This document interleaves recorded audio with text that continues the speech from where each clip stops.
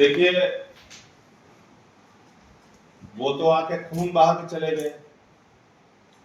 आप पानी रोकने की बात कर रहे हैं। हमें आतंकवादियों के खिलाफ कार्रवाई चाहिए पूरे देश को। पानी रोक रहे हैं आपने, संख्या कम कर दी उच्चायुक्त से, वो एक अलग विषय है, वो करना चाहिए। लेकिन इसके अलावा क्या कार्रवाई कर रहे हैं, उन आतंकवादियों के खिलाफ क्या कार्रवाई हुई, ये सवाल है। आपने यहाँ पर जो रिविजन किया है, क्या इसमें पास किया गया है प्रस्ताव, किस तरह से पार्टी को बढ़ाया?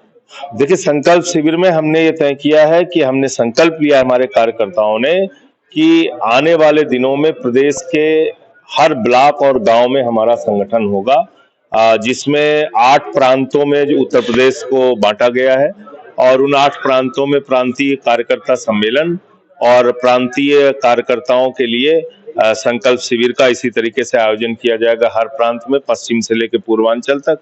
दूसरा हमने तय किया कि हर महीने में 2 कार्यक्रम हम लोग करेंगे पार्टी की ओर से अनिवार्य रूप से, बाकी स्थानीय मुद्दों पे आंदोलन करेंगे।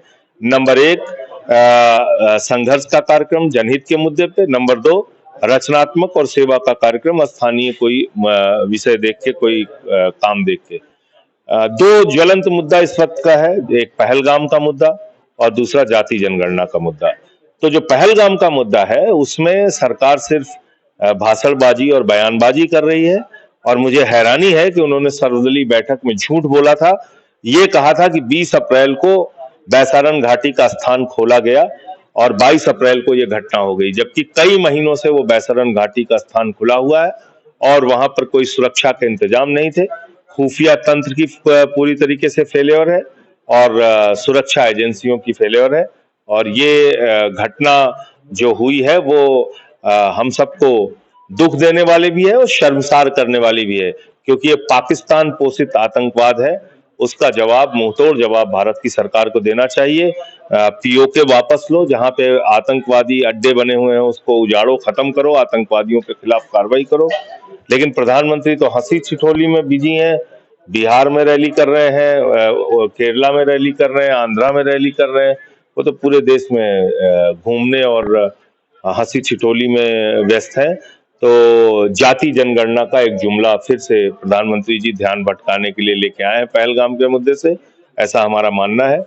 ना इसका कोई बजट अलॉटमेंट है, ना इसकी कोई समय सीमा है, ना ये बता रहे हैं कि इंदिरा साहनी जजमेंट को कैसे ये उसको आरक्षण की 50% की सीमा को कैसे बढ़ाएंगे। तो ये तमाम सवाल हैं जो जाति जनगणना पे उठते हैं कि ये एक जुमला मात्र है। क्रेडिट लेने का भी समय देख रहे हैं नेताओं में कि जातिगत जनगणना को नहीं, मैं कह रहा हूँ निश्चित रूप से विपक्ष की मांग सबकी थी जाति जनगणना हो, लेकिन जाति जनगणना के बाद इनका खाका क्या है, क्या करना चाहते हैं? महिला आरक्षण पे 1 इंच भी ये पार्टी आगे नहीं बढ़ी। आप बताइए, 1.5 साल हो गया। तो ऐसी घोषणाएं करने से तो मुझे लगता है कि थोड़ा सावधान रहना चाहिए बीजेपी से और मोदी सरकार से। घोषणाएं और बातें तो बड़ी बड़ी ये लोग करते हैं, लेकिन जमीन पे उसको कितना सच करके दिखाते हैं, ये ज्यादा इम्पोर्टेंट है। एक सवाल है कि 2027 में जैसे चुनाव होगा, संगठन और पार्टी को मजबूत कर रहे हैं, क्या किसी पार्टी से अलायंस होगा? कि देखिए, अभी हमारा पूरा फोकस जो मार्च अप्रैल के महीने में पंचायत के चुनाव है अगले साल, उसके बारे में है और उसी के हिसाब से अभी हम संगठन का निर्माण कर रहे हैं। विधानसभा के चुनाव में अभी वक्त है और उसके बारे में पार्टी का केंद्रीय नेतृत्व फैसला लेगा। 2027 में यूपी का चुनाव हो रहा है, दिल्ली से आम आदमी पार्टी दूर हो गई, तो यूपी में किस तरह से आम आदमी पार्टी?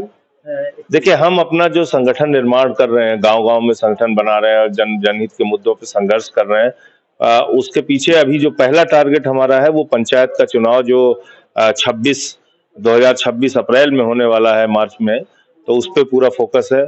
उसके बाद हम लोग तय करेंगे, केंद्रीय नेतृत्व मिल बैठ के तय करेगा विधानसभा के चुनाव में हमारी क्या भूमिका होगी।